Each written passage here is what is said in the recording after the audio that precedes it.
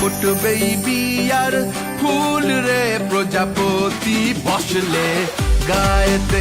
এক অন্যতম অভিনেতা, আমাদের সকলের প্রিয় মানুষ কাঞ্চন দা এখন আমার সঙ্গে। কাঞ্চন মল্লিক, প্লিজ অনেক অনেক স্বাগত তোমায় জানাই। এই যে ট্রায়ো, মানে দেব, অতনু রায়চৌধুরী, অভিজিৎ সেনের নির্দেশনা, এটা অনেকেই বলছেন এটা হোম কামিং। এটা একদম আমার বাড়ির মতোই প্রায়। এটা একদম আমার কোনো প্রধানেও সেম ছিল, মানে হয়তো মিঠুনদা অ্যাড হয়েছেন। মিঠুনদার সঙ্গে পাঠ করতে গেলে না আমার মনে হয় প্রতিনিয়ত আমাদের কিছু শেখা হয়। একটা সিন ছিল আমাদের, সিনটা বলেছিল সকাল 6টায় শটটা নিতে হবে। 5টার মধ্যে পৌঁছে গেছিলাম গঙ্গার ঘাটে। ঘাটে স্নানের একটা দৃশ্য আছে যেখানে মিঠুনদা বসে চান করবেন। সকাল 6:45 মধ্যে কিন্তু রেডি। বসে গেল, মগে করে আগে গায়ে জলটা এরকম ঢেলে নিল।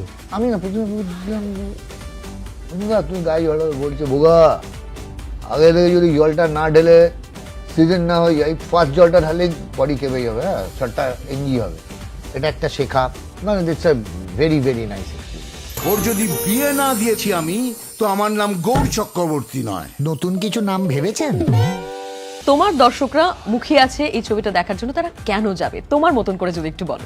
আমার মতো করে যদি বলি তাহলে বলবো যে এই ছবিতে সব আছে। এই ছবিতে আবেগ আছে, ভালোবাসা আছে, ভালোবাসাটা বেশি আছে, কোথাও প্রকট আছে, কোথাও প্রচ্ছন্ন আছে, এবং সর্বোপরি আনন্দ আছে, মজা আছে। সপরিবারে দেখার মতো একটা ছবি।